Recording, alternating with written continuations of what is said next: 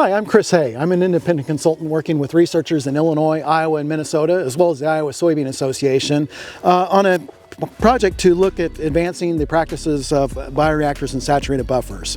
So one of the needs we noticed with these conservation drainage practices like bioreactors and saturated buffers is there's really a need for more and better guidance for the farmers and landowners that have these practices, as well as the conservation professionals that are working with those farmers.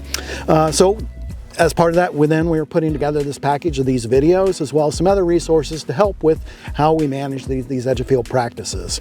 And so we're here on site at a denitrifying bioreactor here in central Iowa to talk about management of bioreactors. And with that, I'm joined by Dr. Laura Christensen. Laura is a research associate professor at the University of Illinois and actually one of the world's leading experts on bioreactors. So thanks, Laura, for joining me to talk about managing bioreactors. It's a pleasure to be here, Chris. Right, so I think most folks that will be watching this video may have some general idea of what a bioreactor is, but how about if we start with just a general description of what a bioreactor is and how it actually works?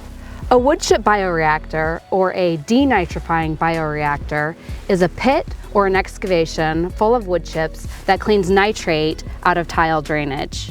The wood chips serve as the food source, or really the carbon source, for native natural bacteria that come into the bioreactor from the surrounding environment. The bacteria eat the carbon in the wood chips, and as nitrate flows by them, they convert the nitrate in the water to nitrogen gas, thus cleaning the water. And it's the bacteria that give the bioreactor its name, because these bacteria are doing a biological water treatment process. All right, so then at kind of a big picture level then, what in general should folks be thinking about when it comes to managing their bioreactor? The main times to check the control structures are the spring and the fall. And then, so spring, what should they be looking for at that time of the year? The spring is the best time to make sure that water is moving through the bioreactor. And the way to do that is simply by looking down into the outlet or the downstream control structure. If the field drains are flowing full, but you look into the outlet control structure and there's not a lot of water moving through there, there could be a problem with flow restriction or clogging inside the bioreactor. If your bioreactor is newer, I wouldn't expect that to be an issue, but if your bioreactor is more than about 5 years old, it's just something that I would keep an eye on. All right, then fall, what should they be looking for during the fall? Once you adjust your bioreactor to the fall stop log settings, if that's a part of your management plan. And we will be talking about seasonal management in another video, so tune in for that one.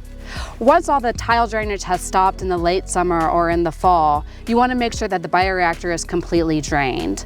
So if you look into the inflow structure and there's no flow coming in from the field, you want to make sure there's no flow being held back in the outflow control structure or no flow moving out through the outflow control structure. The bioreactor should be completely drained. So fall stop log settings and draining the bioreactor, how do they make sure that that happens? Well, for the older bioreactors, generally you would just pull all of the stop logs out of the outflow control structure in the fall. Again, you just don't want to hold any water back in the bioreactor when there's no tile drainage water flowing. In newer bioreactors, the NRCS has come up with what we call a drawdown plate that has a small hole in the bottom of it. You can think of a bioreactor like a full bathtub with water flowing in and water flowing out. But when tile drainage water stops flowing into the bathtub, that water will just go stagnant in the bathtub, which is not what we want. That's where the drawdown plates come in. Imagine a small hole poked in the bottom of the bathtub that allows the bioreactor or the bathtub to continuously drain down. And that's exactly what a drawdown plate does, located in the very bottom of the outlet control structure. Okay, so we talked specifically about spring and fall and checking the bioreactor then. Are there other events or other times where they may want to go out and check that bioreactor as well? Yeah, I would check the bioreactor as well as the tile outlet after large storms, large windstorms or large rainstorms. You want to check for erosion around the control structures as well as at the tile outlet. And you want to check for sedimentation and any trash that would get in to the control structures, the bioreactor, or the tile outlet. Anything that could block flow, we want to take care of. Okay, so we've talked a little bit about inspection, especially around the control structures. Are there other things that folks should be looking for with their bioreactors? Yeah, we want to minimize any rodent activity or tree growth in or around the bioreactor. Other things that they should be looking at? The other thing important about maintenance over time is that you will notice the top of the bioreactor subside or sink. These are wood chips after all, and they will break down over time, and so you'll notice that subsidence occur. However, it's important to know that just because the top of the bioreactor has subsided, that does not mean the bioreactor is no longer working. Right, so this particular bioreactor that we're at is about 12 years old, and so it's actually one of the older bioreactors in Iowa, and coincidentally is scheduled to be recharged next week. And so we talked a little bit about subsidence and recharge. What are some of the signs with this particular bioreactor that lead us to know that it is time for this to be recharged? The pretty obvious sign here is the amount of subsidence. So you can even see the liner from underneath the wood chips, the plastic liner is showing because the subsidence has been so great, again, after 12 years. The other thing to highlight though is that the amount of flow through the bioreactor has greatly reduced over time. So even though the last couple years have been relatively dry in terms of tile drainage, the amount of flow being treated is really a lot less than what we would expect. Right, so now we do know that those wood chips in the bioreactor have a finite lifespan, and so at some point they are going to need to be replaced. So what are kind of the clues or the signals that it may be time to recharge or replace the wood chips in the bioreactor? This is where checking the outlet control structure every spring becomes really important, because you can calibrate yourself to know what high flow or good flow moving through the bioreactor looks like as you check it every spring. And then as flow restriction starts to develop over time, because those wood chips are breaking down, you'll start to be able to recognize what low flow or flow restriction looks like going through that outlet flow structure. So if your bioreactor is maybe 8 or 9 or 10 years old, the top has sunk, and you've noticed flow restriction or only low flow coming through that outlet control structure, that might be an indicator to start to think about a recharge. Okay, well, and we talk with managing the control structure that it's often a good idea to have a logbook or a notebook with you, and so making some of those notes, and so that might be a way to kind of keep track of that over time. Yeah, good idea.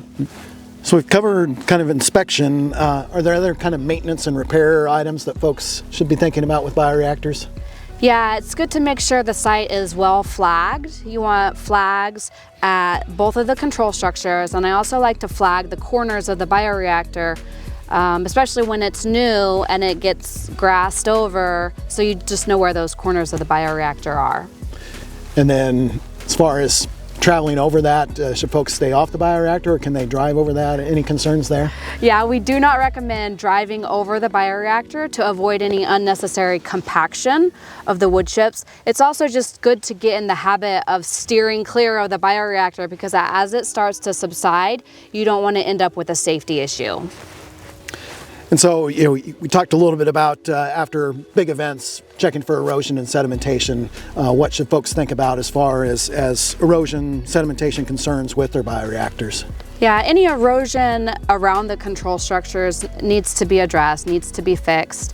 You also want to check for blowouts or damage in the tile system up in the field, because we don't want sediment getting into the bioreactor. If you do find that you have to do any tile drainage repair in the field, you can set the control structure on the inflow or inlet upstream side to keep that sediment out of the bioreactor by putting more stop logs in just temporarily while that work is done. Well, hopefully that gives you a little more information and guidance on how to manage and take care of your bioreactor.